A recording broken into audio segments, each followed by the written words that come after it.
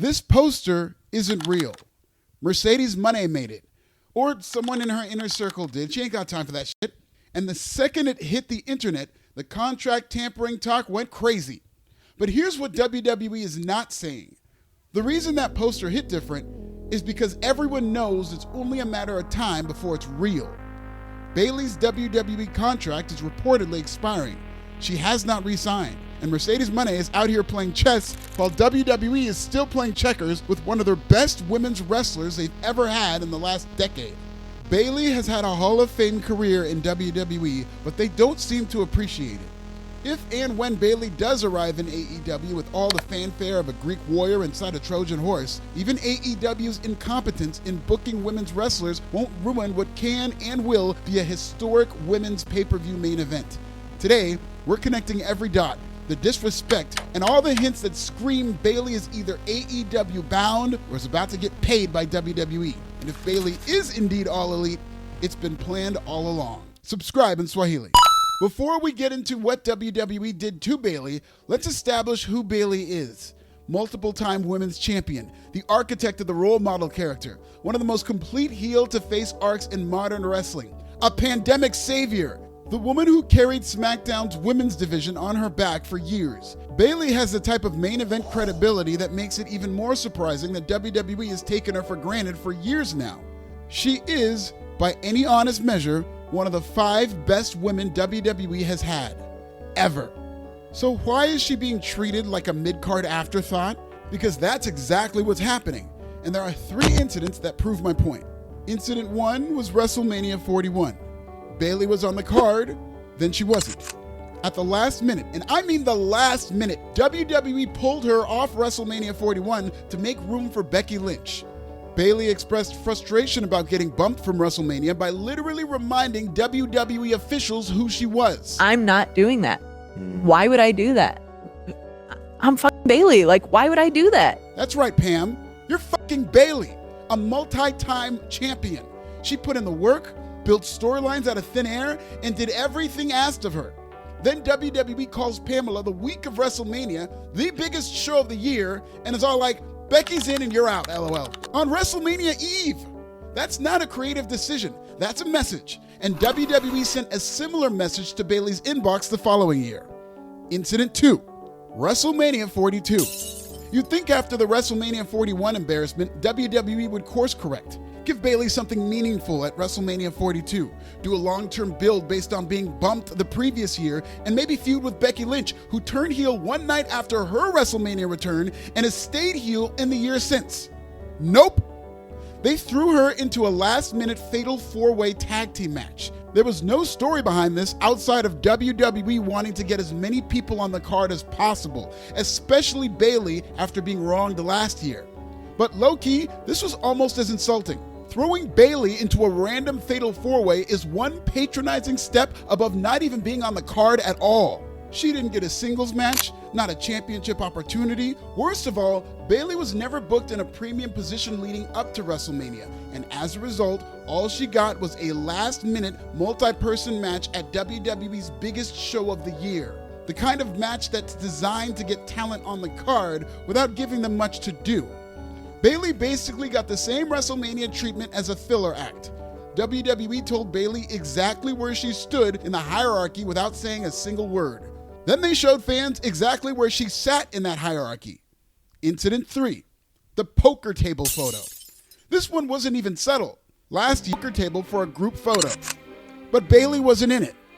Not because she was injured, not because she was unavailable, she just wasn't considered important enough to be in the photo representing WWE's top women.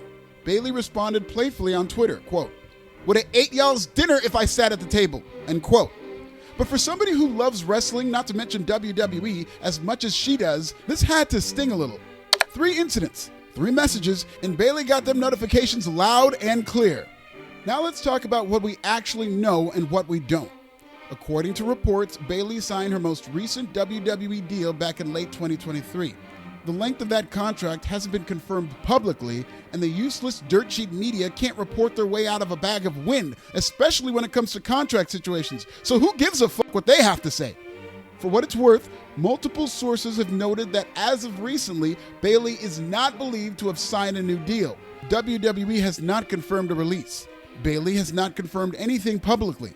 In fact, Bayley was all smiles at New York's Fanatics Fest after being destroyed by Lyra Valkyria at Saturday night's main event in Madison Square Garden in a way that seemed to write her off television. But the rumors only got louder after Bayley left NYC. Lyra is a rising star and was also Bayley's tag team partner in that random women's match at WrestleMania 42 that you already forgot about. Lyra also might be Bayley's final feud in WWE. Walk with me on this detour right quick. Lyra Valkyria's lore is as WWE's resident bird lady. She loves and appreciates avian culture. She's ornithologically obsessed. When Lyra was a babyface, she was associated with white birds because this society trains you to think that the white birds are the good birds. The majestic swan, the heavenly dove, the patriotic bald eagle. Whenever Lyra would wear an elaborate bird costume for her entrance at big events with wings, her wings were whiter than a Texas two-step in Arlington. But now that Lyra is a heel, she's one of those evil, ominous blackbirds, and WWE wants you to know it. Never one for subtlety, WWE changed Lyra Valkyria's theme music to where it opens with caw, caw, caw, caw, caw, caw.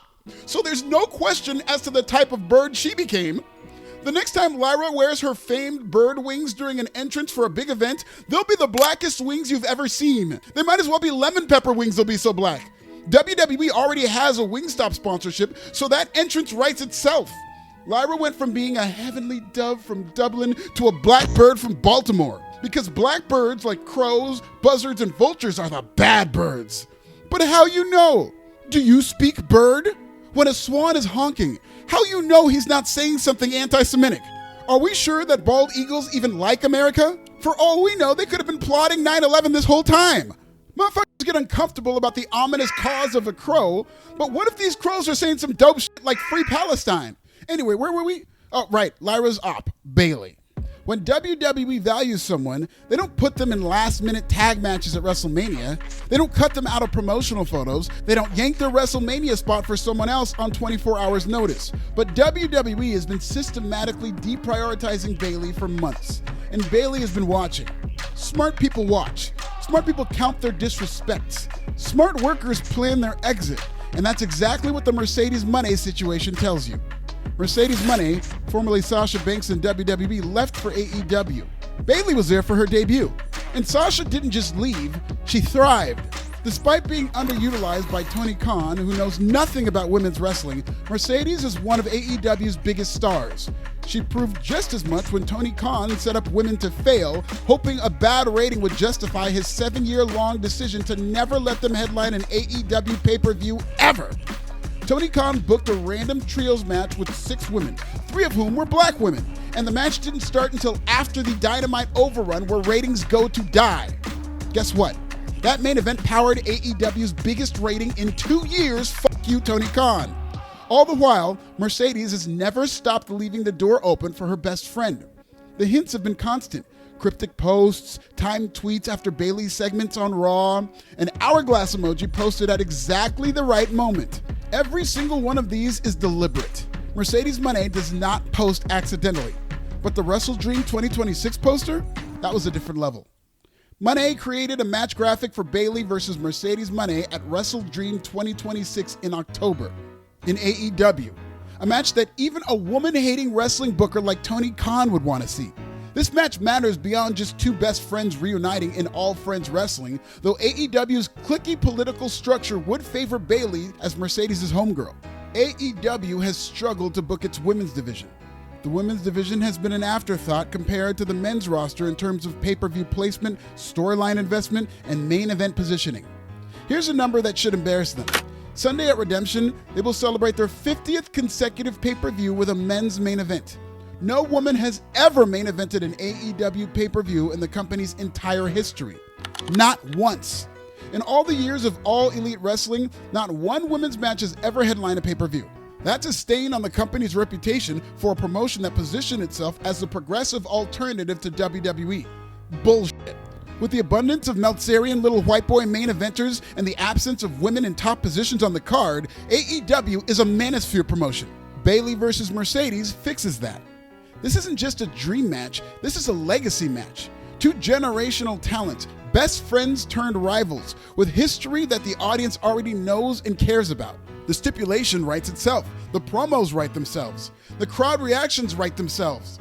Best of all, Tony Khan wouldn't need to give any creative input. He just needs to sit back and let a reality-based storyline play out, and honestly, that's what he's best at. This is the match that AEW could put in the main event of any pay-per-view. Dynasty, Double or Nothing, Wrestle Dream, and it would be legitimate. Not as a novelty, not as a look how progressive we are token, because anybody who's paying attention knows AEW is anything but. It would be no different than when Sasha Banks main evented WrestleMania 37 against Bianca Belair in one of the best WrestleMania main events of this generation. Bayley versus Mercedes could be the first women's match to ever main event an AEW pay-per-view, and both of them know it, which is why the poster wasn't an accident. That's why the cryptic posts keep coming, and why none of this feels like a coincidence anymore. So here's where we land. WWE had one of their best women's wrestlers. They gave her a decade. She gave them everything back. WWE did do right by Bayley for a while, but during a youth movement with new faces all over the card, they replaced her spot at WrestleMania. They threw her a bone in a filler match. They left her out of the photo. Meanwhile, AEW has a glaring hole in its women's division history. No main event, few signature moments, no match that defines what their women's wrestling can be. All while Mercedes' prime is being wasted away in all Ellison wrestling. Posting hourglasses, making fake posters, leaving every door in the building open. That's great and all, but I want Mercedes to make headlines for her matches, not her memes. Bayley isn't being pushed out. That Wrestle Dream poster is sitting in the cloud right now, waiting to become real. And when it does, remember you heard it here first, and subscribe in Swahili. AEW's women's main event scene could heat up with Bayley in the mix, and can't come soon enough because its men's division has become boring and predictable. For more on that story, check out this video.